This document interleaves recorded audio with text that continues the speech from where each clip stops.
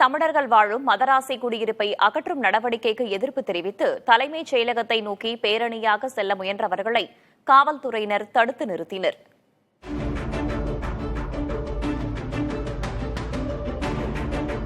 டெல்லியில் மேம்பாலம் மற்றும் மெட்ரோ பணிகளுக்காக மதராசி குடியிருப்பை அகற்ற டெல்லி அரசு முடிவெடுத்துள்ளது. மதராசி குடியிருப்பில் வசிக்கும் 500 குடும்பங்களை மாற்று இடத்திற்கு செல்லுமாறு டெல்லி அரசு அறிவுறுத்தியுள்ளது. ஆனால் மாற்று இடம் 40 கிலோமீட்டர் தொலைவில் இருப்பதால் அங்கு செல்ல மறுத்து தமிழர்கள் போராட்டத்தில் ஈடுபட்டுள்ளனர்.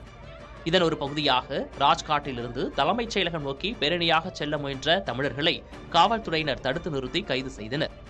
பக்கத்துல ஊடு வேணும், அவ்வளவுதான் நாங்க கேக்குறோம். நாங்க யாருக்கிட்டையும் சண்டைக்கு வரல. எங்களுக்கு 10 கிலோமீட்டருக்குள்ள ஊடு விடுங்க பண்றாங்க. நாங்க ஒரு போராட்டத்துக்கு தான் வந்தா, சின்ன சின்ன பசங்க இருக்குது, எங்களை எம்மா ஒரு பரிசான் பண்றாங்க.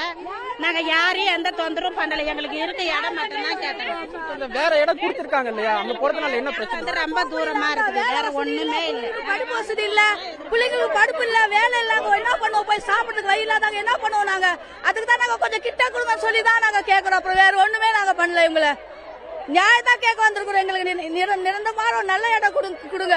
புள்ள படிப்புகள் எதிர்காலம் என்ன ஆகிறது? எங்களுக்கு வயசுல முடிஞ்சிருச்சு. புள்ளைங்க படிப்பு எதிர்காலம் என்ன ஆகிறது? தமிழ் மக்களை இவங்க ஒரு மாதிரியா பாக்குறாங்க. ஏன்னா ஏழைப்பட்ட மக்களுக்கு எங்கேயுமே நியாயம் கிடையாது. இப்ப நாங்க நியாயமான முறையில தான் கேட்கறதுக்கு வந்தோம். எங்களை அங்க போக விடாம பூரா பிடிச்சி அரெஸ்ட் பண்ணிட்டு இருக்கிறாங்க. நாங்க என்ன பண்ணலாம் சொல்லுங்க? எங்களுக்கு இங்கிருந்து காலி பண்ணிட்டாங்க. நாங்க விடவே மாட்டோம். மாற்று இடத்திற்கு சென்றால் தங்கள் வாழ்வாதாரம், பிள்ளைகளின் கல்வி உள்ளிட்டவை பாதிக்கப்படும் என்று கூறும் தமிழர்கள் அருகிலேயே மாற்று இடம் ஒதுக்க கோரிக்கை விடுக்கிறார்கள். போராட்டத்தில் ஈடுபட்ட தமிழர்களுக்கு மார்க்சிஸ்ட் கம்யூனிஸ்ட் கட்சியினர் ஆதரவு தெரிவித்தனர். ஜன்புரா மதராசி குடியிருப்பில் 500 குடும்பங்கள் இருக்கும் சூழலில் 189 குடும்பங்களுக்கு மட்டுமே தலைநகரின் வடக்கு பகுதியான நரேலாவில் உள்ள அரசின் அடுக்குமாடி குடியிருப்புகளில் வீடு ஒதுக்கப்பட்டுள்ளது. மீதமுள்ளவர்களுக்கு எப்போது இடம் ஒதுக்கப்படும் என்ற தகவல் இல்லை என்பதும் முக்கியமானது. புதிய தலைமுறைக்காக டெல்லியிலிருந்து செய்தியாளர் ராஜீவ்.